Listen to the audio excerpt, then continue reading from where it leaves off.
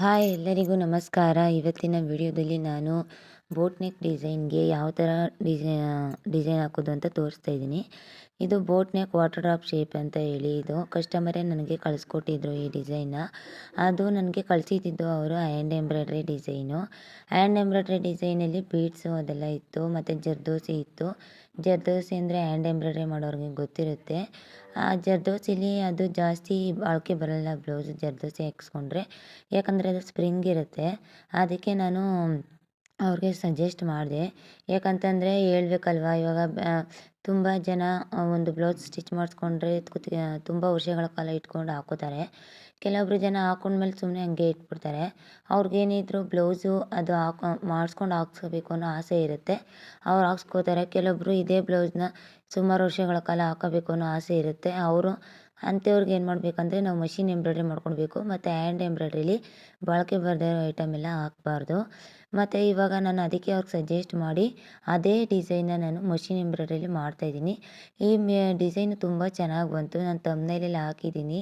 ಈ hand embroidery ಡಿಸೈನ್ನ ನಾನು ಯಾವ ಥರ ಮಷಿನ್ ಎಂಬ್ರಾಯ್ಡ್ರಿ ಡಿಸೈನಾಗಿ ಮಾಡಿದ್ದೀನಿ ಅಂತಂದ್ಬಿಟ್ಟು 2 ಫೋಟೋ ಅಪ್ಲೋಡ್ ಮಾಡಿದ್ದೀನಿ. ಇವಾಗ ನಾನು ಬೋಟ್ ನೆಕ್ನ ನಾನು ಡ್ರಾ ಮಾಡ್ಕೊಂಡಿದ್ದೀನಿ. ಇವಾಗ ಬ್ಯಾಕ್ ಸೈಡು ಅವ್ರದ್ದು ಇದೇ ಸುತ್ತಳತೆ 33 ಇದೆ. ಮತ್ತು ನೋಡಿ, ನಾನು ಫಸ್ಟ್ ಏನು ಮಾಡಿದೆ ಅಂದರೆ ಅಲ್ಲಿ ಕರು ಶೇಪ್ ಇದೆಯಲ್ಲ, ಮೇಲ್ಗಡೆ ಬೋಟ್ ನೆಕ್ಕು, ಕೆಳಗಡೆ ವಾಟರ್ ಡ್ರಾಪ್ ಶೇಪು. ಆ ವಾಟರ್ ಡ್ರಾಪ್ ಶೇಪು ಮತ್ತು ಬೋಟ್ ನೆಕ್ ಶೇಪ್ ಮಧ್ಯೆ ಗ್ಯಾಪ್ ಇದೆಯಲ್ಲ, ಆ ಗ್ಯಾಪ್ ಮಧ್ಯಕ್ಕೆ ಫಸ್ಟು ಒಂದು ಫ್ಲವರ್ ಹಾಕ್ಕೊಬಿಟ್ಟೆ. ಯಾಕಂತಂದರೆ ನಾವು ಮೇಲ್ಗಡೆಯಿಂದ ಹಾಕೋ ಬರಬೇಕಾದ್ರೆ ಏನಾಗುತ್ತೆ, ಆ ಫ್ಲವರು ಅಲ್ಲಿ ಸ್ಪೇಸ್ ಇದ್ದರೆ ಇರುತ್ತೆ, ಸ್ಪೇಸ್ ಇಲ್ಲ ಅಂದರೆ ಇಲ್ಲ. ಮತ್ತು ಒಂದು ಮೇಂಟೆನೆನ್ಸ್ ಅಂತ ನಾವು ಮಾಡಬೇಕಾಗತ್ತೆ. ಆವಾಗ ನಮಗೆ ಬರಲ್ಲ, ಅದು ಮೇಂಟೆನೆನ್ಸ್ ಮಾಡೋಕ್ಕೆ ಬರಲ್ಲ, ಮತ್ತು ಫ್ಲವರ್ ವಿಡ್ತು ಮಾಡೋಕ್ಕೆ ಬರಲ್ಲ. ನೋಡಿ ಅಲ್ಲಿ ನಾನು ಅದು ಫಸ್ಟ್ ಅಲ್ಲಿ ಹಾಕೋತಾ ಇದ್ದೀನಿ, ಮತ್ತು ಅಲ್ಲಿಗಿಂತ ಅಲ್ಲಿಗೆ ಸ್ವಲ್ಪ ಗ್ಯಾಪ್ ಮ್ಯಾನೇಜ್ ಮಾಡ್ಕೊಳ್ಳೋಣ ಅಂದ್ಬಿಟ್ಟು ಎಷ್ಟು ಫ್ಲವರ್ ಬರುತ್ತೆ ಅಂತ ನೋಡ್ಕೊಂಡು ನಾನು ಹಾಕ್ತಾಯಿದ್ದೀನಿ. ಫಸ್ಟು ಏನು ಮಾಡಬೇಕು ನೀವು ಅಂತಂದರೆ, ಫಸ್ಟು ಎಲ್ಲಿ ನಿಮಗೆ ಅದು ಕರು ಶೇಪ್ ಇದೆಯೋ ಬೋಟ್ ನೆಕ್ಕಲ್ಲಿ ಅಲ್ಲಿಗೊಂದು ಫ್ಲವರ್ ಹಾಕ್ಬಿಡಿ. ಆ ಕಡೆ ಸೈಡ್ ಈ ಕಡೆ ಸೈಡು, ಮತ್ತು ಮಧ್ಯಕ್ಕೊಂದು ಫ್ಲವರ್ ಹಾಕಿ. ಅಂದರೆ ಆ ವಾಟರ್ ಡ್ರಾಪ್ ಶೇಪ್ ಮಧ್ಯಕ್ಕೆ ಕೆಳಗಡೆ ಅಲ್ಲಿಗೊಂದು ಫ್ಲವರ್ ಹಾಕ್ಬಿಡಿ. ಆಮೇಲೆ ಫಿಲ್ ಮಾಡ್ಕೋತಾ ಬನ್ನಿ. ಇನ್ನೇನು ಹತ್ರ ಬಂತು ಅಂದಾಗ ಅದನ್ನ ಸ್ಪೇಸ್ನ ಮ್ಯಾನೇಜ್ ಮಾಡೋ ಮೈಂಡ್ ಮೆಂಟಾಲಿಟಿ ನಿಮ್ಮಲ್ಲಿ ಇರಬೇಕು. ಮತ್ತು ನೆಕ್ಸ್ಟು ಯಾರ್ಯಾರು ನಮ್ಮ ಚಾನಲ್ ನೋಡಿ ತುಂಬ ಚೆನ್ನಾಗಿ ಪ್ರಾಕ್ಟೀಸ್ ಮಾಡ್ತಾಯಿದ್ದೀರಾ, ಈ ಥರ ಡಿಸೈನ್ಸ್ ಎಲ್ಲ ಹಾಕೋಕ್ಕೆ ಟ್ರೈ ಮಾಡಿ. ನೋಡಿ, ಇದನ್ನ ಜರ್ದೋಸಿಲಿ ಫಿಲ್ ಮಾಡಿದ್ರು ಲೀಫ್ನ. ನಾನು ಅದನ್ನ ಜರಿ ಥ್ರೆಡ್ಡಲ್ಲಿ ಫಿಲ್ಲಿಂಗ್ ಕೊಡ್ತಾಯಿದ್ದೀನಿ. ಇದು ತುಂಬ ಚೆನ್ನಾಗಿ ಬಂತು, ನನಗಂತೂ ತುಂಬಾ ಖುಷಿ ಆಯಿತು. ಲಾಸ್ಟ್ವರೆಗೂ ವಿಡಿಯೋ ನೋಡಿ, ತುಂಬ ಚೆನ್ನಾಗಿ ಕಾಣಿಸ್ತಾ ಇದೆ. ಮತ್ತು ಏನಾದರೂ ಡೌಟ್ಸ್ ಇದ್ದರೆ ನನಗೆ ವಾಟ್ಸಪ್ಪಲ್ಲಿ ಚಾಟ್ ಮಾಡಿ. ನಾನು ಡಿಸ್ಕ್ರಿಪ್ಷನ್ನಲ್ಲಿ ನನ್ನ ನಂಬರ್ನ ಹಾಕಿರ್ತೀನಿ. ಡಿಸ್ಕ್ರಿಪ್ಷನ್ ಓಪನ್ ಮಾಡಿ ನನ್ನ ನಂಬರ್ಗೆ ವಾಟ್ಸಪ್ಪಲ್ಲಿ ಚಾಟ್ ಮಾಡ್ಬೋದು, ಇಲ್ಲಾಂದರೆ ಕಾಲ್ ಆದರೂ ಮಾಡ್ಬೋದು. ನೋಡಿ, ನಾವು ಇಷ್ಟೊಂದು ಎಫರ್ಟ್ ಹಾಕಿ ಕಲಿಸ್ಕೊಡ್ತಾ ಇದ್ದೀವಿ ಅಂತಂದರೆ ದಯವಿಟ್ಟು ನೀವು ಪ್ರಾಕ್ಟೀಸ್ ಮಾಡಲಿ ಅಂತ ನಾವು ಕಲಿಸ್ಕೊಡ್ತಾ ಇರೋದು. ಯಾರ್ಯಾರು ನಮ್ಮ ಚಾನಲ್ನ ಹೊಸ್ದಾಗಿ ನೋಡ್ತಾ ಇದ್ದೀರೋ ಅವರು ದಯವಿಟ್ಟು ಪ್ರಾಕ್ಟೀಸ್ ಮಾಡಿ ಅಂತ ಹೇಳೋಕ್ಕೆ ಇಷ್ಟಪಡ್ತೀನಿ. ಒಬ್ಬರು ಯೂಟ್ಯೂಬ್ ವ್ಯೂವರು ಡರ್ಬಿದು ಜಿಗ್ಜಾಗ್ ಮಿಷಿನ್ ಇಟ್ಕೊಂಡಿದ್ರಂತೆ, ಅದರಲ್ಲೂ ಆಗುತ್ತೆ ಅಂತ ಹೇಳಿದ್ದೀವಿ. ಅವರು ಮಾಡ್ತಾರಾ ಇಲ್ವಾ ಅಂತ ನೋಡಬೇಕು. ಯಾಕಂತಂದರೆ ಇವಾಗ ಇರೋದ್ರಲ್ಲೇ ಮ್ಯಾನೇಜ್ ಮಾಡಬೇಕಲ್ವಾ. ನಿಮ್ಮ ಹತ್ರ ಯಾವ ಜಿಗ್ಜಾಗ್ ಮಿಷಿನ್ ಇದೆಯೋ ಆ ಜಿಗ್ಜಾಗ್ ಮಿಷಿನಲ್ಲಿ ಫಸ್ಟ್ ನೀವು ಎಂಬ್ರಾಯ್ಡ್ರಿನ ಕಲ್ತ್ಕೊಳ್ಳಿ. ಆಮೇಲೆ ನೆಕ್ಸ್ಟ್ ಬೇಕಾದರೆ ನೀವು ರ್ಯಾಸನ್ 130ನ ತೊಗೊಳ್ಳೋರಂತೆ. ಯಾಕಂದರೆ ಕಸ್ಟಮರ್ಗೆ ಹೆಂಗಿದ್ರು ಹಾಕ್ಕೊಡೋಕ್ಕಾಗಲ್ಲ. ನೀವು ಕಲಿತೀನಿ ಅನ್ನೋ ಕೆಪಾಸಿಟಿ ಇರೋರು ರ್ಯಾಸನ್ 130 ಮಿಷಿನ್ ತೊಗೊಂಡಿದ್ದಾರೆ. ಮತ್ತು ನಮಗೆ ನೋಡೋಣ ಕಲಿತೀನೋ ಕಲಿಯಲ್ವೋ, ಯಾವ ಥರ ಇದೆಯೋ ನೋಡೋಣ ಅನ್ನೋರು ಜಿಗ್ಜಾಗ್ ಮಿಷಿನ್ ಇದ್ದರೆ ಅದನ್ನೇ ಎಂಬ್ರಾಯ್ಡ್ರಿ ಮಿಷಿನ್ನ ಕನ್ವರ್ಟ್ ಮಾಡಿಸ್ಕೊಂಡು ಕಲ್ತ್ಕೊಳ್ಳಿ. ಯಾವ ಕಂಪ್ಯೂಟ್ರ್ ಎಂಬ್ರಾಯ್ಡ್ರಿಗೂ ಏನು ಕಮ್ಮಿ ಇಲ್ಲ. ಇವಾಗ ನಮ್ಮದು ಅಷ್ಟು ಚೆನ್ನಾಗಿ ನೀಟ್ ಫಿನಿಶಿಂಗ್ ಬರ್ತಾಯಿತ್ತು, ಮತ್ತು ತುಂಬ ಚೆನ್ನಾಗೂ ಕೂಡ ಕಾಣಿಸ್ತಾಯಿತ್ತು. ನಂಗೆ ಸಖತ್ ಇಷ್ಟ ಆಯಿತು ಮಾತ್ರ. ನೋಡಿ, ಕಷ್ಟಪಡದೆ ಯಾವುದೂ ಬರಲ್ಲ, ನೀವು ಪ್ರಯತ್ನ ಮಾಡಬೇಕಷ್ಟೇ. ತುಂಬ ಪ್ರಯತ್ನ ಮಾಡಿದ್ರೆ ಯಾವುದೊಂದು ಅಷ್ಟೇ ಬಂದೇ ಬರುತ್ತೆ. ತುಂಬ ಜನ ಪ್ರಾಕ್ಟೀಸ್ ಮಾಡ್ತಾಯಿದ್ದಾರೆ, ಮತ್ತು ಕಾಲು ಮಾಡ್ತಾಯಿದ್ದಾರೆ, ಮೇಡಮ್ ಯಾವ ಥರ ಮಾಡೋದು ಏನು ಅಂತ. ನಂದು ಇದರಲ್ಲಿ ಮಾತ್ರ ಒಂದು ಸಲಿನೂ ಕೂಡ ಸಿಲ್ಕ್ ಥ್ರೆಡ್ ಆಗಲಿ ಜರಿ ಥ್ರೆಡ್ ಆಗಲಿ ಕಟ್ ಆಗಿಲ್ಲ. ಯಾಕಂತಂದರೆ ನಾನು ಹೇಳ್ತಾ ಇದ್ದೆ ಯಾವಾಗಲೂ, ಕಂಪ್ಯೂಟ್ರ್ ಎಂಬ್ರಾಯ್ಡ್ರಿಗೆ ಹಾಕೋ ಸಿಲ್ಕ್ ಥ್ರೆಡ್ನ ತೊಗೊಬರ್ಬೇಕು. ಅದು ತೊಗೊಬಂದರೆ ಪದೇ ಪದೇ ದಾರ ಕಟ್ಟಾಗಲ್ಲ, ಅದು ತುಂಬ ಕ್ವಾಲಿಟಿ ಇರುತ್ತೆ ಅಂತ. ಹೌದು, ನಾನು ಆ ದಾರನ ತೊಗೊಬಂದಿದ್ದೀನಿ, ಮೊನ್ನೆ ತೊಗೊಬಂದೆ. ಅದು ದಾರ ನಾನು ತೋರಿಸ್ತೀನಿ. ನಾರ್ಮಲ್ ಸಿಲ್ಕ್ ಥ್ರೆಡ್ಗೂ ಕಂಪ್ಯೂಟ್ರ್ ಎಂಬ್ರಾಯ್ಡ್ರಿಗೆ ಹಾಕೋ ಸಿಲ್ಕ್ ಥ್ರೆಡ್ಗೆ ಏನು ವ್ಯತ್ಯಾಸ ಇದೆ ಅಂತ ನಾನು ನಿಮ್ಗೆ ತೋರಿಸ್ಕೊಡ್ತೀನಿ. ಕೆಲವು ಜನ ಪ್ಯಾಚ್ ವರ್ಕ್ ಡಿಸೈನ್ ಹೇಳ್ಕೊಡಿ ಅಂತ ಕೇಳ್ತಾಯಿದ್ದೀರಾ, ಹೇಳ್ಕೊಡ್ತೀನಿ. ನೋಡಿ, ನಾನು 9 ವರ್ಷದಲ್ಲಿ ಏನು ನನಗೆ ಎಕ್ಸ್ಪೀರಿಯೆನ್ಸ್ ಆಗಿದೆಯೋ ಅದನ್ನ ನಾನು ನಿಮ್ಮ ಜೊತೆ ಶೇರ್ ಮಾಡ್ತೀನಿ.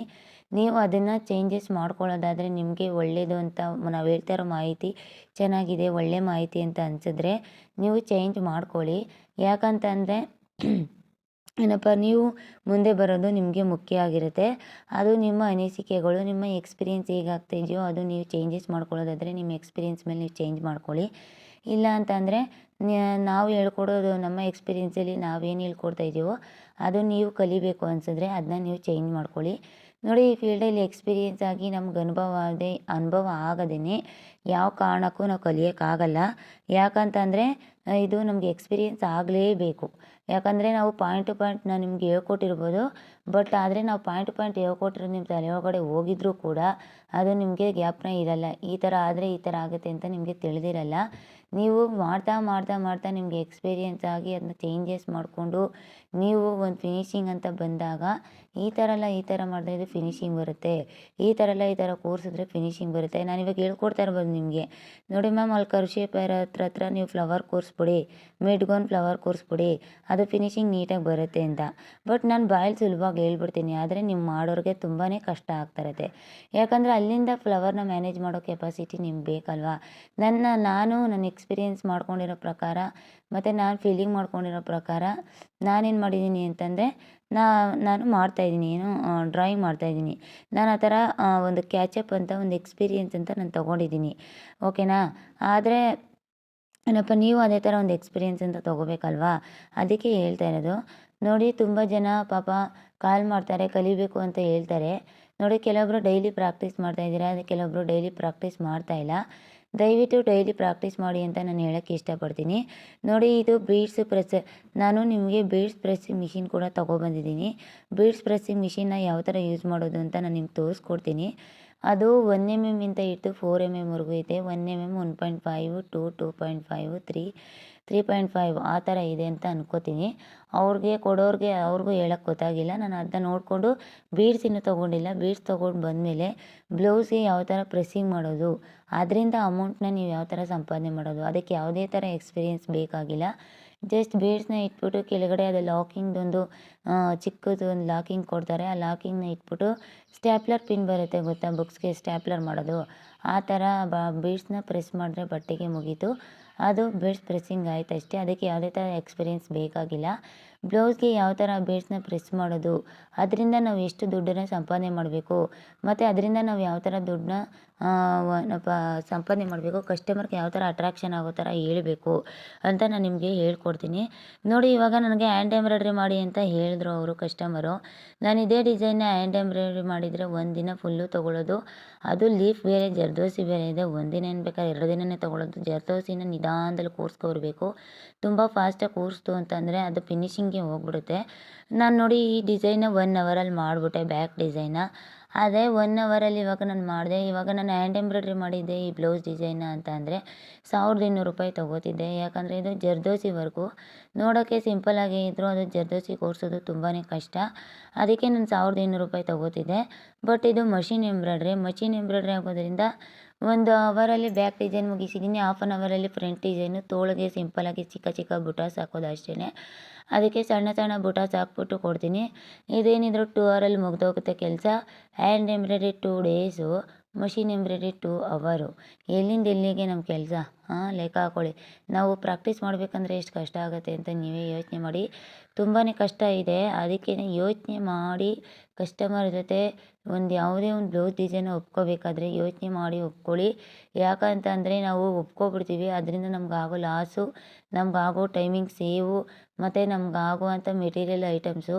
ನೋಡಿ, ಇದಕ್ಕೆ 2 ಕಲರ್ ನಾನು ಹಾಕಿರೋದು. ಒಂದು ಜರಿ ಥ್ರೆಡು, ಒಂದು ಸಿಲ್ಕ್ ಥ್ರೆಡು, ಮತ್ತು ಬಾಲ್ ಚೈನ್ ಹಾಕಿದ್ದೀನಿ. ಬಾಲ್ ಚೈನ್ ನೋಡಿ ಮೀಟ್ರ್ 20 ರೂಪಾಯಿ. ಅದರಲ್ಲೇನು ತೊಂದರೆ ಇಲ್ಲ, ಅದು ಬರುತ್ತೆ. ಅದರಿಂದ ನೀವು ಯೋಚನೆ ಮಾಡಿ. ನಾನಿವಾಗ ಹ್ಯಾಂಡ್ ಎಂಬ್ರಾಯ್ಡ್ರಿಗೆ ಹಾಕಿದರೆ ಒಂದು 150-200 ರೂಪೀಸ್ ಆದರೂ ಬಂಡವಾಳ ಹಾಕಬೇಕಾಗಿತ್ತು. ಯಾಕಂತಂದರೆ ಅದು ಕಾಸ್ಟ್ಲಿ ಇರುತ್ತೆ ಮೆಟೀರಿಯಲ್ ಎಲ್ಲ. ಅದಕ್ಕೆ ಹ್ಯಾಂಡ್ ಎಂಬ್ರಾಯ್ಡ್ರಿಗೂ ಮಷಿನ್ ಎಂಬ್ರಾಯ್ಡ್ರಿಗೂ ಏನು ವ್ಯತ್ಯಾಸ ಇದೆ ಅಂತ ನಾನು ನಿಮಗೆ ತಿಳಿಸ್ಕೊಡ್ತಾ ಇದ್ದೀನಿ. ನೋಡಿ, ನೀವು ಇವಾಗ 2 ಅವರ್ಗೆ ಈ ಬ್ಲೌಸ್ನ ಕಂಪ್ಲೀಟ್ ಮಾಡಿದೆ ಅಂದ್ಕೊಳ್ಳಿ. ನೆಕ್ಸ್ಟ್ ಇನ್ಯಾವುದಾದ್ರೂ ಇದ್ದರೆ ಬ್ಲೌಸ್ನ ಫಿನಿಶ್ ಮಾಡ್ಬೋದು. ಇದೇ ಬ್ಲೌಸ್ನ ಕಟಿಂಗ್ ಮಾಡಿ ಸ್ಟಿಚಿಂಗ್ ಮಾಡ್ಬೋದು. ಇದು ಫ್ರಂಟ್ಗೆ ನಾನು ಯಾವ ಥರ ಕೊಡ್ತಾಯಿದ್ದೀನಿ ಅಂತಂದರೆ ಒಂಥರ ಒಂಥರ ಇದು ಲಂಗ ಬ್ಲೌಸಲ್ಲಿ ಜಾಸ್ತಿ ಇರುತ್ತೆ, ಸ್ವೀಟರ್ ಶೇಪ್ ಥರನೇ ಬರುತ್ತೆ. ಆದರೆ ಅದು ಸ್ಟ್ರೈಟ್ ಲೆಂತ್ ಥರ ಬರುತ್ತೆ. ಮತ್ತು ಹಾರ್ಮೋಲ್ ಹತ್ರ ಈ ಥರ ಕರ್ವ್ ಆಗಿರುತ್ತೆ. ಆ ಕರ್ವ್ ಶೇಪಲ್ಲಿ ಯಾವ ಥರ ಎಂಬ್ರಾಯ್ಡ್ರಿ ಮಾಡೋದು ಅಂದ್ಬಿಟ್ಟು ಅದೇನು ತೋರಿಸ್ಕೊಡಲ್ಲ, ಯಾಕಂದರೆ ಸೇಮ್ ಡಿಸೈನೇ ಆಗಿರುತ್ತೆ. ನೋಡಿ ನೀವೇ ಡ್ರಾ ಮಾಡಿಕೊಂಡು ಶೇಪ್ನ ಎಂಬ್ರಾಯ್ಡ್ರಿ ಮಾಡ್ಬೋದು, ಏನು ತೊಂದರೆ ಇಲ್ಲ. ನೋಡಿ ತುಂಬ ಜನ ಮ್ಯಾಮ್ ಸಿಲ್ಕ್ ಥ್ರೆಡ್ ಯಾವ ಸಿಲ್ಕ್ ಥ್ರೆಡ್ ತೊಗೊಂಡ್ರೆ ಬೆಟರು, ಯಾವ ಸಿಲ್ಕ್ ಥ್ರೆಡ್ ತೊಗೊಂಡ್ರೆ ಬೆಟರ್ ಅಂತ ಕೇಳ್ತಾ ಇದ್ದೀರಾ. ನಾನು ಆ ಸಿಲ್ಕ್ ಥ್ರೆಡ್ನ ತೋರಿಸ್ತೀನಿ. ಇವತ್ತಿನ ಸಾಯಂಕಾಲದ ವಿಡಿಯೋದಲ್ಲಿ ನಾನು ಸಿಲ್ಕ್ ಥ್ರೆಡ್ನ ತೋರಿಸ್ತೀನಿ. ಯಾರಿಗಾದ್ರೂ ಬ್ಲೌಸ್ ಸ್ಟಿಚ್ ಮಾಡ್ತಾ ಇರೋರಿಗೆ ತುಂಬ ಆರ್ಮಲಲ್ಲಿ ರಿಂಕಲ್ಸ್ ಬರ್ತಾಯಿದೆ, ಶೋಲ್ಡರ್ ಡ್ರಾಪ್ ಆಗ್ತಾಯಿದೆ ಅಂತ ಅನ್ನೋರು ದಯವಿಟ್ಟು ನಿಮ್ಮ ಮೆಜರ್ಮೆಂಟ್ಗಳನ್ನ ನಮ್ಮ ವಾಟ್ಸಪ್ಗೆ ಕಳಿಸ್ಕೊಡಿ. ನಾನು ನಿಮಗೆ ಅದನ್ನ ಕಟಿಂಗ್ ಮಾಡಿ ಪೇಪರ್ ಮೇಲೆ ಕಳಿಸ್ಕೊಡ್ತೀನಿ. ನಿಮಗೆ ಎಕ್ಸ್ಪೀರಿಯೆನ್ಸ್ ಇತ್ತು, ಸ್ಟಿಚಿಂಗ್ ಮಾಡ್ತೀನಿ ಮ್ಯಾಮ್ ನಾನು, ಬಟ್ ಮೆಜರ್ಮೆಂಟ್ ಮಾತ್ರ ಬೇಕು ನನಗೇನೋರು ವಾಟ್ಸಪ್ಪಲ್ಲಿ ಕಳಿಸ್ಕೊಡಿ. ನಾನು ನಾನು ಅಪ್ಲೋಡ್ ಮಾಡ್ತೀನಿ. ಅದೇ ಥರ ಸೇಮ್ ನೀವೇನು ಕಲ್ತಿರ್ತೀರೋ ಅದನ್ನ ತಲೆ ಒಳಗಡೆಯಿಂದ ಬಿಟ್ಬಿಡಿ. ನಾವೇನು ಹೇಳ್ಕೊಟ್ಟಿರ್ತೀವೋ ಅದನ್ನೇ ನೀವು ಬ್ಲೌಸ್ ಮೇಲೆ ಮಾರ್ಕ್ ಮಾಡಿ ಕಟ್ ಮಾಡಿ ಸ್ಟಿಚ್ ಮಾಡಿ ಹಾಕ್ಕೊಳ್ಳಿ. ಅದು ತುಂಬ ಚೆನ್ನಾಗಿ ಬರುತ್ತೆ. ಓಕೆನಾ. ನೋಡಿ ಒಬ್ಬರು ಯೂಟ್ಯೂಬ್ ವ್ಯೂವರು ಸ್ಟಿಚ್ ಮಾಡಿ ಹಾಕ್ಕೊಂಡಿದ್ರು, ಅವ್ರದ್ದು ತುಂಬ ಚೆನ್ನಾಗಿ ಫಿಟ್ಟಿಂಗ್ ಬಂತು. ಬಟ್ ಫೋಟೋಸ್ ಅಪ್ಲೋಡ್ ಮಾಡೋಕ್ಕೆ ಎಲ್ಲ ಮುಜುಗರ ಪಡ್ತಾರೆ. ಕೆಲವೊಬ್ಬರು ಫ್ಯಾಷನಬಲ್ ಆಗಿರೋರು ಹಂಚ್ಕೋತಾರೆ, ಹಳ್ಳಿ ಕಡೆ ಜನ ಆಗಿರೋರು ಹಂಚ್ಕೊಳ್ಳಲ್ಲ. ಯಾಕಂದರೆ ಅದು ಅವರ ಅನಿಸಿಕೆ, ನಾವು ಕೇಳ್ಬಿಟ್ಟು ಹಾಕೋಬೇಕಲ್ವ. ಅದಕ್ಕೆ ನಾವು ಇನ್ನೇನು ಹಾಕೋಕ್ಕೆ ಹೋಗಿಲ್ಲ ಯೂಟ್ಯೂಬ್ಗೆ. ಯಾಕಂದರೆ ಅವ್ರು ಬೇಡ ಅಂತಂದರೆ ನಾವು ಅಪ್ಲೋಡ್ ಮಾಡೋಕ್ಕಾಗಲ್ಲ. ಯಾಕಂದರೆ ಅವರ ಭಾವನೆಗಳಿಗೆ ನಾವು ಧಕ್ಕೆ ಉಂಟು ಮಾಡ್ದಂಗೆ ಆಗುತ್ತೆ. ಬೇಕು ಅಂದರೆ ಮಾತ್ರ ನಾವು ಆ್ಯಡ್ ಮಾಡ್ತೀವಿ ಅಷ್ಟೇ. ಯಾಕಂದರೆ ಕೇಳ್ತೀವಿ, ಕನ್ವಿನ್ಸ್ ಮಾಡ್ತೀವಿ, ಹಾಕಿ ಮೇಡಮ್ ಅಂದರೆ ಮಾತ್ರ ಹಾಕ್ತೀವಿ, ಹಾಕಬೇಡಿ ಅಂದರೆ ನಾವು ಹಾಕಲ್ಲ. ಯಾಕಂದರೆ ಒಬ್ಬೊಬ್ಬರು ಮನೇಲೂ ಒಂದೊಂದು ಥರ ಪರಿಸ್ಥಿತಿ ಇರುತ್ತೆ. ಒಬ್ಬರು ಹೆಣ್ಮಕ್ಳ ಜೀವನನ ನಮ್ಮ ಒಂದು ದುರಾಸೆಯಿಂದಾಗಿ ಹಾಳು ಮಾಡೋಕ್ಕಾಗಲ್ಲ. ಅದಕ್ಕೋಸ್ಕರ ನಾವು ಫಿಟ್ಟಿಂಗ್ ಅನ್ನೋದು ಬಂದಿದೆ 100% ಗ್ಯಾರಂಟಿ, ಅದು ನಿಜಾನೇ. ಯಾರಾದರೂ ಫ್ಯಾಷನಬಲ್ ಆಗಿರೋರು ಸಿಕ್ಕಿ ಅವ್ರ ಬ್ಲೌಸ್ ಫೋಟೋಸ್ನ ಅಪ್ಲೋಡ್ ಮಾಡಿ ಮ್ಯಾಮ್ ಪರವಾಗಿಲ್ಲ ನಮಗೇನು ಬೇಜಾರಿಲ್ಲ ಅಂತ ಹೇಳಿದ್ರೆ ಅಪ್ಲೋಡ್ ಮಾಡ್ತೀನಿ, ಯಾರಾದರೂ ಅಂಥವ್ರು ಸಿಕ್ಕಿದ್ರೆ. ಆದರೆ ಅಪ್ಲೋಡ್ ಮಾಡಬೇಡಿ ಮ್ಯಾಮ್ ಅಂತ ಹೇಳಿದ್ರೆ ಮಾತ್ರ ನಿಜವಾಗ್ಲೂ ಅಪ್ಲೋಡ್ ಮಾಡಲ್ಲ. ಯಾಕಂದರೆ ಅವ್ರ ಪ್ರಾಬ್ಲಮ್ ಆಗುತ್ತೆ. ನಾವು ಹೆಣ್ಮಕ್ಳಿಗೆ ಲೈಫ್ ನೋಡಬೇಕು, ಯಾಕಂದರೆ ನಾವು ಹಳ್ಳೀಲೇ ಇರೋದು, ನಮ್ಗೆ ಅರ್ಥ ಆಗುತ್ತೆ. ನಾನು ವಾಟ್ಸಪ್ಗೆ ಪಾಪ ಅಪ್ಲೋಡ್ ಮಾಡಿದ್ದೆ ಅವ್ರ ಫೋಟೋಸ್ನ ಗ್ರೂಪ್ಗೆಲ್ಲ. ಮೇಡಮ್ ಬೇಡ ಅಂತ ಅಂದರು. ಪಾಪ ನಮಗೆ ಒಂಥರ ಬೇಜಾರಾಯಿತು, ನಾವು ಯಾಕಾದರೂ ಅಪ್ಲೋಡ್ ಮಾಡಿದ್ವೋ ಅಂತ. ಅಂದರೆ ಬೇರೆಯವ್ರು ಕಲೀಲಿ, ನಾವು ಹೇಳೋದು ಸುಳ್ಳು ಅಂದ್ಕೋತಾರೆ ಅಂತ ಅವ್ರ ಫೇಸ್ ತೆಗೆದು ಫೋಟೋ ಅಪ್ಲೋಡ್ ಮಾಡಿದ್ದೋ. ಬಟ್ ಅವ್ರಿಗೂ ಒಂಥರ ಪರ್ಸ್ನಲಿ ಪ್ರಾಬ್ಲಮ್ ಇರುತ್ತೆ, ಅವ್ರಿಗೆ ಹಳ್ಳಿ ಕಡೆ ಜನ ಆಗಿರ್ತಾರೆ. ದಯವಿಟ್ಟು ಕ್ಷಮಿಸಿ ಸೆಲ್ವಿ ಅವರೇ, ನಿಮ್ಮ ಫೋಟೋಸ್ನ ಅಪ್ಲೋಡ್ ಮಾಡಿದ್ದಕ್ಕೆ ದಯವಿಟ್ಟು ಕ್ಷಮಿಸಿ. ಸ್ಯಾರಿ ಹಾಕ್ಕೊಂಡೆ ಫೋಟೋಸ್ ಕಳಿಸಿದ್ರು, ಬಟ್ ಅವ್ರಿಗೆ ಮುಜುಗರ ಅನಿಸ್ತು. ದಯವಿಟ್ಟು ಕ್ಷಮಿಸಿ ಸೆಲ್ವಿ ಅವರೇ. ನಾನು ಈ ವಿಡಿಯೋ ಮುಖಾಂತರ ಸಾರಿ ಕೇಳೋಕ್ಕೆ ಇಷ್ಟಪಡ್ತೀನಿ. ನೆಕ್ಸ್ಟ್ ಟೈಮು ನಾನು ಅವ್ರ ಪರ್ಮಿಷನ್ ಕೇಳಿದೆ, ಬಟ್ ಅಪ್ಲೋಡ್ ಮಾಡಿ ಅಂದರು. ಆಮೇಲೆ ಯಾಕೋ ಬೇಡ ಅಂತ ಅಂದರು. ಓಕೆ, ಪರವಾಗಿಲ್ಲ. ನಮ್ಮ ಸ್ಟೂಡೆಂಟ್ಸ್ ಎಲ್ಲ ನಮ್ಮ ವೀಡಿಯೋಸ್ ಮೇಲೆ ನಂಬಿಕೆ ಇದ್ದು ಅವ್ರ ಎಕ್ಸ್ಪೀರಿಯೆನ್ಸ್ ಹೇಗಾಗ್ತಾಯಿದೆಯೋ ಅದನ್ನು ನೋಡಿಕೊಂಡು ಕಲಿಯೋದಾದರೆ ಕಲೀಲಿ. ಯಾಕಂತಂದರೆ ನಾವು ಒಳ್ಳೊಳ್ಳೆ ಮಾಹಿತಿನೇ ತಿಳಿಸ್ಕೊಡೋದು. ಈಗ ತಮ್ನೇಲಲ್ಲಿ ಒಂಥರ ಹಾಕ್ಬಿಡೋದು, ಆಮೇಲೆ ಇನ್ಫಾರ್ಮೇಷನ್ ಒಂಥರ ಕೊಡೋದು, ಆ ಥರ ಎಲ್ಲ ನಾವು ಮಾಡ್ತಿಲ್ಲ. ಏನು ರಿಯಾಲಿಟಿಕ್ಕಾಗಿ ವೀಡಿಯೋಸ್ ಇದೆಯೋ ಅದನ್ನೇ ನಾವು ಕೊಡ್ತಾಯಿದ್ದೀವಿ ಹೊರತು ನಾವು ನಿಮ್ಗೆ ಯಾವುದೇ ಥರದ ಮೋಸನ ನಾವು ಮಾಡ್ತಾಯಿಲ್ಲ. ದಯವಿಟ್ಟು ಯಾರ್ಯಾರು ನಮ್ಮ ವೀಡಿಯೋ ನೋಡ್ತಾಯಿದ್ದೀರೋ ಅವರು ನಾವೇನು ಹೇಳ್ಕೊಡ್ತೀವೋ ಅದನ್ನ ದಯವಿಟ್ಟು ಪ್ರಾಕ್ಟೀಸ್ ಮಾಡಿ.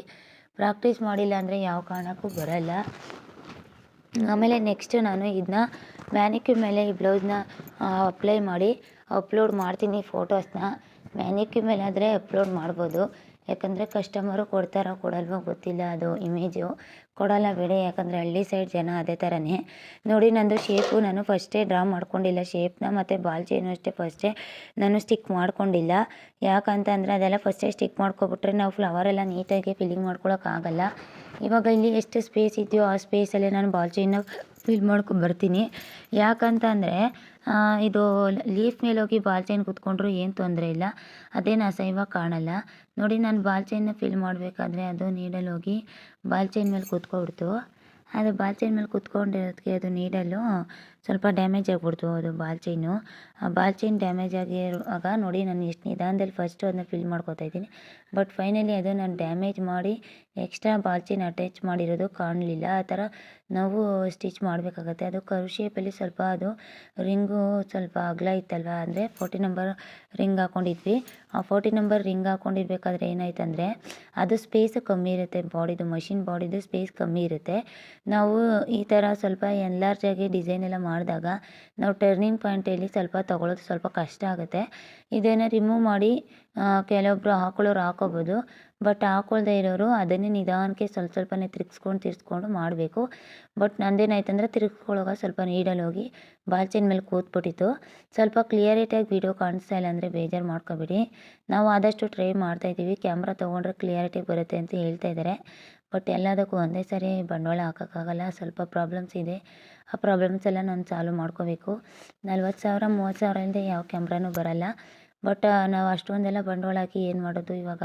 ಸದ್ಯಕ್ಕೆ ಇನ್ಫಾರ್ಮೇಷನ್ನ ತೋರಿಸ್ಕೊಡ್ತಾ ಇದ್ದೀನಿ ನಾನು ನಿಮಗೆ. ಆದಷ್ಟು ನಿಮ್ಗೆ ಏನು ಅರ್ಥ ಆಗ್ತಾ ಇರುತ್ತೋ ವಿಡಿಯೋ ನೋಡಿ ಅದನ್ನು ಪ್ರಾಕ್ಟೀಸ್ ಮಾಡಿ. ಅರ್ಥ ಆಗಿಲ್ಲ ಅಂದರೆ ವಾಟ್ಸಪ್ಗೆ ಮೆಸೇಜ್ ಹಾಕಿ, ಇಲ್ಲ ಕಾಲ್ ಮಾಡಿ. ತುಂಬ ಜನ ಕೇಳ್ತಾ ಇದ್ದೀರಾ, ಮೇಡಮ್ ಈ ವಿಡಿಯೋ ನೋಡಿ ಆ ಥರ ಎಲ್ಲ ಕಲಿಯೋಕ್ಕಾಗಲ್ಲ ಅಂತ ಹೇಳ್ತಾ ಇದ್ದಾರೆ. ನಿಜನಾ ಮೇಡಮ್, ಕಲಿಯೋಕ್ಕಾಗಲ್ವಾ? ಮೇಡಮ್ ಆ ಥರ ಹೇಳ್ತಾ ಇದ್ದಾರೆ, ಈ ಥರ ಹೇಳ್ತಾ ಇದ್ದಾರೆ ಅಂತ ಹೇಳ್ತಾ ಇದ್ದೀರಾ. ಮೇಡಮ್ ನೋಡಿ, ಸುಮಾರು ಯೂಟ್ಯೂಬಲ್ಲಿ ಪಾಪ ಆ ಥರ ತೋರಿಸ್ಕೊಟ್ಟಿರ್ತಾರೆ. ಥಂಬ್ನೇಲಲ್ಲೇ ಒಂಥರ ಇರುತ್ತೆ, ಒಳಗಡೆ ಹೋಗಿ ಇನ್ಫಾರ್ಮೇಷನ್ ನೋಡಿದಾಗ ಅಲ್ಲಿ ಏನು ಇನ್ಫಾರ್ಮೇಷನ್ನೇ ಇರಲ್ಲ. ಶೋಲ್ಡರ್ ಡ್ರಾಪ್ ಆಗ್ತಾ ಇದೆಯಾ, ಭುಜ ಜಾರ್ತಾ ಇದೆಯಾ, ಆರ್ಮಲ್ ರಿಂಕಲ್ಸ್ ಇದೆಯಾ, ಕೂಡಲೇ ಈ ವಿಡಿಯೋ ನೋಡಿ ಕಟಿಂಗ್ ಮಾಡಿ ಬ್ಲೌಸ್ನ ಅಂತ ಹೇಳ್ತಾರೆ. ಬಟ್ ಅಲ್ಲೇನು ಮಾಡ್ತಾರೆ ಅಂದರೆ ಎದೆ ಸುತ್ತಳತೆ ಯಾವ ಥರ ತೊಗೊಳ್ಳೋದು, ಈ ಥರ ಕಟ್ ಮಾಡಿ, ಆ ಥರ ಕಟ್ ಮಾಡಿ, ಹಂಗೆ ಮಾಡಿ ಹಿಂಗೆ ಮಾಡಿ ಅಂತ ಹೇಳ್ಬಿಟ್ಟಿರ್ತಾರೆ. ಕರೆಕ್ಟಾಗಿ ಪರ್ಫೆಕ್ಟಾಗಿ ಕಟಿಂಗೇ ಕೊಟ್ಟಿರಲ್ಲ. ಆವಾಗ ನಿಮಗೆ ನೀವು ಮೋಸ ಹೋಗ್ತೀರ ಅವಾಗ. ಅದಕ್ಕೆ ಆವಾಗ ಅದೆಲ್ಲ ನೋಡಿ ನಿಮಗೆ ಬೇಜಾರಾಗಿರುತ್ತೆ ಅಂತ ನಮ್ಗೆ ಗೊತ್ತು. ಬಟ್ ನಮ್ಮ ವೀಡಿಯೋಸ್ನ ನೀವು ನೋಡ್ತಾ ಇರ್ತೀರ. ನೋಡಿ, ಮಿಷಿನ್ ತಗೊಳ್ಳದೇ ಇರೋರಿಗೆ ನಾನು ಭರವಸೆ ಕೊಡಬಲ್ಲೆ ಕಲಿಬೋದು ಅಂತ. ಯಾಕಂದರೆ ಅದು ನಿಮ್ಮ ಇಷ್ಟದ ಮೇಲೆ ಹೋಗುತ್ತೆ. ಯಾವುದೊಂದು ಅಷ್ಟೇ ಆಲೋಚನೆ ಮಾಡಿ ತೊಗೋಬೇಕು. ಅದು ನಿಜನೇ, ನೀವು ಆಲೋಚನೆ ಮಾಡ್ತಾ ಇರೋದು ಕರೆಕ್ಟಾಗೇ ಇದೆ. ಬಟ್ ನಾವಂತೂ ಯಾವುದೇ ರೀತಿಯ ಸುಳ್ಳು ಇನ್ಫಾರ್ಮೇಷನ್ನ ಕೊಡ್ತಾಯಿಲ್ಲ. ಏನು ರಿಯಾಲಿಟಿ ಫ್ಯಾಕ್ಟ್ ಇದೆಯೋ ಅದನ್ನೇ ನಾವು ಕೊಡ್ತಾ ಇರೋದು. ಯಾಕಂತಂದರೆ ಒಬ್ರಿಗೆ ಮೋಸ ಮಾಡೋ ಉದ್ದೇಶ ನಮ್ಗೆ ಇದ್ದಿದ್ರೆ ನಾವು ಓಪನಾಗಿ ಇದನ್ನೆಲ್ಲ ಹೇಳ್ತಾ ಇರಲಿಲ್ಲ. ದಯವಿಟ್ಟು ಬೇರೆಯವ್ರನ್ನ ಮಾತು ಕೇಳಿ ನಿಮ್ಮ ಫ್ಯೂಚರ್ನ ಹಾಳು ಮಾಡ್ಕೋಬೇಡಿ. ಕಲಿಯೋ ಇಂಟ್ರೆಸ್ಟ್ ಇದೆ ಮೇಡಮ್, ನಾನು ಡೈಲಿ ಪ್ರಾಕ್ಟೀಸ್ ಮಾಡ್ತೀನಿ ಮಷಿನ್ ತೊಗೊಂಡ್ಮೇಲೆ. ನಾನು ಪ್ರಾಕ್ಟೀಸ್ ಮಾಡೇ ಮಾಡ್ತೀನಿ ಅನ್ನೋ ಕಾನ್ಫಿಡೆನ್ಸ್ ಇದ್ದರೆ ಮಾತ್ರ ಮಷಿನ್ನ ತೊಗೊಳ್ಳಿ, ಇಲ್ಲಾಂದರೆ ತೊಗೊಳಕ್ಕೆ ಹೋಗಬೇಡಿ. ಮಷಿನ್ ತೊಗೊಬಿಟ್ಟು ಪ್ರಾಕ್ಟೀಸ್ ಮಾಡಿದೆ ಮೇಡಮ್, ನಾನು 6 ತಿಂಗಳಾಯಿತು ಮಿಷಿನ್ ತೊಗೊಂಡು, ನನಗೆ ಎಂಬ್ರಾಯ್ಡ್ರಿ ಡಿಸೈನ್ ಬರ್ತಾಯಿಲ್ಲ. ಮೇಡಮ್, ವರ್ಷ ಆಯಿತು ನಾನು ಮಿಷಿನ್ ತೊಗೊಂಡು, ನನಗೆ ಎಂಬ್ರಾಯ್ಡ್ರಿ ಡಿಸೈನ್ ಬರ್ತಾಯಿಲ್ಲ ಅಂತ ನೀವು ಅಂತ ಇರ್ತೀರ. ಬಟ್ ಯಾಕೆ ವರ್ಷ ಆಯಿತು ಎಂಬ್ರಾಯ್ಡ್ರಿ ಮಿಷಿನ್ ತೊಗೊಂಡು ಬರ್ತಾಯಿಲ್ಲ ಅಂದರೆ ಪ್ರಾಕ್ಟೀಸ್ ಮಾಡಿ ಬರುತ್ತೆ. ಪ್ರಾಕ್ಟೀಸ್ ಮಾಡಿದೆ ಯಾವುದೂ ಬರಲ್ಲಲ್ವಾ. 1 ತಿಂಗಳು ತೊಗೊಳ್ಳಿ ಬಿಡಿ, 2 ತಿಂಗಳು ತೊಗೊಳ್ಳಿ, 3 ತಿಂಗಳು ತೊಗೊಳ್ಳಿ, 5 ತಿಂಗಳು ತೊಗೊಳ್ಳಿ, ಎಷ್ಟು ತಿಂಗಳಾದರೂ ತೊಗೊಳ್ಳಿ ಬಿಡಿ. ಪ್ರಾಕ್ಟೀಸ್ ಮಾಡ್ತಾಯಿರಿ, ಅದರಿಂದ ಮೋಸ ಆಗೋದು ಏನಿಲ್ವಲ್ಲ. ನೀವು ಸಂಪಾದನೆ ಮಾಡ್ಬೋದಲ್ವಾ. ಮೇಡಮ್, ನನಗೆ 20 ದಿನಕ್ಕೆ ಬಂದುಬಿಡ್ಬೇಕು. ಅದೇನು ನಾವು ಮುದ್ದೆ ತಿಂತೀವಿ, ಮುದ್ದೆನ ಒಂದೇ ಸರಿಗೆ ತಿಂದ್ಬಿಡ್ತೀವ. ತುತ್ತು ಮಾಡಿ ಯಾವ ಥರ ತಿಂತೀವೋ ಅದೇ ಥರನೇ ಒಂದೊಂದೇ ಸ್ವಲ್ಪ ಇಂಪ್ರೂವ್ ಆಗಬೇಕು. ನೀವು ನಂಬಿದ್ರೆ ನಂಬಿ, ಬಿಟ್ಟರೆ ಬಿಡಿ. ನಾನು ಸುಮಾರು 2-3 ತಿಂಗಳು ಪ್ರಾಕ್ಟೀಸ್ ತೊಗೊಂಡೆ, ಸ್ಟಿಚಸ್ ಎಲ್ಲ ಬಂತು. ಬಟ್ ಪರ್ಫೆಕ್ಟ್ ಫಿನಿಶಿಂಗ್ ಬರೋಕ್ಕೆ 3 ವರ್ಷಗಳ ಕಾಲ ತಗೋತು. ಯಾಕಂದರೆ ಬ್ಲೌಸ್ಗಳನ್ನ ಕಸ್ಟಮರ್ಗೆ ಹಾಕ್ಕೊಡ್ತಿದ್ದೆ. ಬಟ್ ಹಾಕ್ಕೊಟ್ರೂ ಕೂಡ ಅದು ಫಿನಿಶಿಂಗ್ ಅನ್ನೋದು ಬರಬೇಕು. ಯಾಕಂದರೆ ನಾವು ಪ್ರಾಕ್ಟೀಸ್ ಮಾಡ್ತಾನೆ ಇರಬೇಕು. ಬಟ್ ನಾನು ಏನು ಮಾಡಿದೆ ಅಂದರೆ 6 ತಿಂಗಳು ಪ್ರಾಕ್ಟೀಸ್ ಮಾಡಿದೆ ಮಿಷಿನಲ್ಲಿ. ಬ್ಲೌಸಸ್ ಎಲ್ಲ ಬರೋಕ್ಕೆ ಶುರು ಆಯ್ತಲ್ಲ, ಒಂದೊಂದೇ ತಾನೇ ಮಷಿನ್ ಎಂಬ್ರಾಯ್ಡ್ರಿ ಇರೋದು, ನಿಧಾನ ಪ್ರಾಕ್ಟೀಸ್ ಮಾಡೋಣ ಅಂದ್ಬಿಟ್ಟು ಸುಮ್ಮನಾಗ್ಬಿಟ್ಟಿದೆ. ಬಟ್ ಪ್ರಾಕ್ಟೀಸಿಂಗ್ ನಾನು ಮಾಡಿದರೆ ಇನ್ನೂ ಬೇಗನೆ ಕಲಿತಿದ್ದೆ. ಡೈಲಿ ಇವಾಗ ಯಾರ್ಯಾರು ಆ ಥರ ಪ್ರಾಕ್ಟೀಸ್ ಮಾಡ್ತಿದ್ದೀರೋ ದಯವಿಟ್ಟು ಪ್ರಾಕ್ಟೀಸ್ ಮಾಡಿ. ಡೈಲಿ ಪ್ರಾಕ್ಟೀಸ್ ಮಾಡಿದ್ರೆ 1 ವರ್ಷದೊಳಗಡೆ ಬಂದುಬಿಡುತ್ತೆ ರೀ, ಏನು ತೊಂದರೆ ಇಲ್ಲ. ಅದು ಬೆಳಗ್ಗೆಯಿಂದ ಸಂಜೆವರೆಗೂ ಮಷಿನ್ ಎಂಬ್ರಾಯ್ಡ್ರಿನೇ ಮಾಡ್ತಾಯಿದ್ರೆ 1 ತಿಂಗಳೊತ್ತಿಗೆ ಕಲ್ತ್ಬಿಡ್ಬೋದು ನೀವು, ಏನು ಭಯ ಇಲ್ಲ. ಅದಕ್ಕೇ ಹೇಳ್ತಾ ಇದ್ದೀನಿ ನಾನು ನಿಮಗೆ, ದಯವಿಟ್ಟು ಪ್ರಾಕ್ಟೀಸ್ ಮಾಡಿ ಅಂತ ಹೇಳೋಕ್ಕೆ ಇಷ್ಟಪಡ್ತೀನಿ. ಯಾರ್ಯಾರು ನಮ್ಮ ವಿಡಿಯೋ ನೋಡ್ತಾ ಇದ್ದೀರೋ ಲೈಕ್ ಮಾಡಿ, ಶೇರ್ ಮಾಡಿ, ಕಮೆಂಟ್ಸ್ ಮಾಡೋದನ್ನ ಮರಿಬೇಡಿ. ಯಾರಾದರೂ ಪಾಪ ತುಂಬ ಬಡವರು ಇದ್ದರೆ ಅವ್ರು ಏನೂ ಮಾಡೋಕ್ಕಾಗ್ತಾಯಿಲ್ಲ ಮೇಡಮ್, ಸುಮ್ಮನೆ ಕೂತಿದ್ದೀವಿ, ನಮ್ಗೇನು ಮಾಡಬೇಕು ಅಂತ ಗೊತ್ತಾಗ್ತಾಯಿಲ್ಲ ಫ್ಯೂಚರಲ್ಲಿ ಅಂತ ಅನ್ನೋರಿದ್ದರೆ ದಯವಿಟ್ಟು ನಮ್ಮ ವಾಟ್ಸಪ್ ನಂಬರ್ನ ಅವ್ರಿಗೆ ಕೊಡಿ. ನಾವು ಅವ್ರಿಗೆ ಯಾವ ಥರ ಬಿಸ್ನೆಸ್ ಮಾಡೋದು, ಯಾವ ಥರ ಇಂಪ್ರೂವ್ ಆಗೋದು ಅಂತ ನಾವು ಅವ್ರಿಗೆ ಸಜೆಸ್ಟ್ ಮಾಡ್ತೀವಿ. ಮತ್ತು ಅವ್ರಿಗೆ ತಿಳಿಸ್ಕೊಡ್ತೀವಿ. ಪ್ರತಿಯೊಂದು ಹೆಜ್ಜೆಯಲ್ಲೂ ಕೂಡ ನಾವು ಇರ್ತೀವಿ ಅಂತ ಹೇಳೋಕ್ಕೆ ಇಷ್ಟಪಡ್ತೀವಿ. ಯಾರು ನಮ್ಮ ಯೂಟ್ಯೂಬ್ ಚಾನಲ್ನ ನೋಡಿ ಮಷಿನ್ ಎಂಬ್ರಾಯ್ಡ್ರಿನ ಕಲಿತಾ ಇದ್ದೀರೋ ಅವ್ರಿಗೆ ನಿಜವಾಗ್ಲೂ ನಾವು ಮೋಸ ಮಾಡಲ್ಲ. ನೀವು ಪ್ರಾಕ್ಟೀಸ್ ಮಾಡಿ ಡೈಲಿ ಫೋಟೋಸ್ ಅಪ್ಲೋಡ್ ಮಾಡಿ. ಬಟ್ ವಾಟ್ಸಪ್ಪಲ್ಲಿ ಕೇಳಿಕೊಂಡ್ರು, ಮೇಡಮ್ ನೀವು ಕಳಿಸ್ತಾ ಇರೋದೆಲ್ಲ ನೋಡಿದ್ರೆ ನಮಗೆ ಕನ್ಫ್ಯೂಸ್ ಆಗ್ತಾಯಿದೆ. ಸ್ವಲ್ಪ ಯಾವ ಥರ ಮಾಡೋದು ಏನು ಅಂತ ಒಂದು ಸ್ವಲ್ಪ ಕನ್ಫ್ಯೂಸ್ ಆಗುತ್ತೆ. ಅಂದರೆ ಸ್ಟಿಚಸ್ ಎಲ್ಲ ಯಾವ ಥರ ಮಾಡೋದು ಅಂತ ಒಂದು ಸಿಂಗಲ್ ಡಿಸೈನ್ಸ್ನ ಕಳಿಸ್ಕೊಡಿ ವಾಟ್ಸಪ್ಪಲ್ಲಿ ಗ್ರೂಪ್ಗೆ. ನಾವು ಅದನ್ನೇ ಡೈಲಿ ಒಂದೊಂದೇ ಪ್ರಾಕ್ಟೀಸ್ ಮಾಡ್ತೀವಿ. ಯಾಕಂದರೆ ನೀವು 10 ಡಿಸೈನ್ಸ್ ಮಾಡ್ತೀರಾ ಯೂಟ್ಯೂಬಲ್ಲಿ, ನೀವೇನೋ ಫಾಸ್ಟಾಗಿ ಮಾಡಿಬಿಡ್ತೀರಾ. ಬಟ್ ನಮ್ಗೆ ಪ್ರಾಕ್ಟೀಸ್ ಮಾಡೋಕ್ಕೆ ಕಷ್ಟ ಆಗ್ತಾಯಿದೆ ಅಂತ ಹೇಳಿದ್ದೀರಾ. ನಾವು ಅದನ್ನು ಮರೆಯಲ್ಲ. ನಾನು ಅದನ್ನು ಅಪ್ಲೋಡ್ ಮಾಡ್ತೀನಿ. ಯಾಕಂದರೆ ನನಗೂ ಕೆಲವು ಟೈಮ್ಗಳನ್ನು ತೊಗೋಬೇಕಾಗುತ್ತೆ. ಆ ಟೈಮನ್ನು ತೊಗೊಂಡು ಆ ಫೋಟೋಸ್ನ ಹುಡುಕಿ, ಆ ಫೋಟೋಸ್ನ ಸ್ಕ್ರೀನ್ಶಾಟ್ ತೆಗೆದು ಎಡಿಟ್ ಮಾಡಿ ನಿಮ್ಗೆ ಕಳಿಸ್ಕೊಟ್ಟು, ನಾನು ಯಾವ ಥರ ಪ್ರಾಕ್ಟೀಸ್ ಮಾಡೋದು ಅಂತ ವಾಯ್ಸ್ ರೆಕಾರ್ಡ್ ಕಳಿಸಿ ಅದೆಲ್ಲ ಮಾಡಬೇಕಲ್ವ. ಸುಮ್ಮನೆ ಫೋಟೋಸ್ ಅಪ್ಲೋಡ್ ಮಾಡಿಬಿಟ್ರೆ ಪಾಪ ನೀವೇನು ಮಾಡ್ತೀರಾ ಅಲ್ವಾ. ನೋಡಿ, ಕ್ಯಾನ್ವಾಸ್ ಪೇಪರ್ ನಾನು ಬ್ಯಾಕ್ ಸೈಡ್ ಯಾವ ಥರ ಬಂದಿದೆ ಫಿನಿಶಿಂಗ್ ಅಂತ ನಾನು ನಿಮಗೆ ತೋರಿಸ್ಕೊಡ್ತೀನಿ. ನಾವು ಅಂಗಡಿಲಾದರೆ ಪ್ಯಾಚ್ ವರ್ಕ್ ಮಾಡೋ ಕ್ಯಾನ್ವಾಸ್ ಪೇಪರ್ ಸಿಗುತ್ತೆ. ಆ ಪ್ಯಾಚ್ ವರ್ಕ್ ಮಾಡೋ ಕ್ಯಾನ್ವಾಸ್ ಪೇಪರ್ ಏನಾಗುತ್ತೆ ಅಂದರೆ ತುಂಬ ಗಟ್ಟಿ ಇರುತ್ತೆ ಅದು. ಅದನ್ನ ಈಸಿಯಾಗಿ ರಿಮೂವ್ ಮಾಡೋಕ್ಕಾಗ್ತಾ ಇರಲಿಲ್ಲ ನನ್ನದು. ಮತ್ತು ನಾನೇನಾದರೂ ಐರನ್ ಕೊಟ್ಟರೆ ಸ್ಟಿಫಾಗಿ ಏನಾಗಿದೆ ಅಂದರೆ ರೆಡ್ ಥರ ಕೂತ್ಕೊಬಿಡೋದು. ರೆಡ್ ಥರ ಫಿನಿಶಿಂಗ್ ಕೂತ್ಕೊಬಿಡೋದು. ಅವಾಗ ತುಂಬಾ ಕಷ್ಟ ಆಗ್ತಾ ಇರೋದು ರೆಡ್ ಥರ ಕೂತ್ಕೊಂಡಾಗ.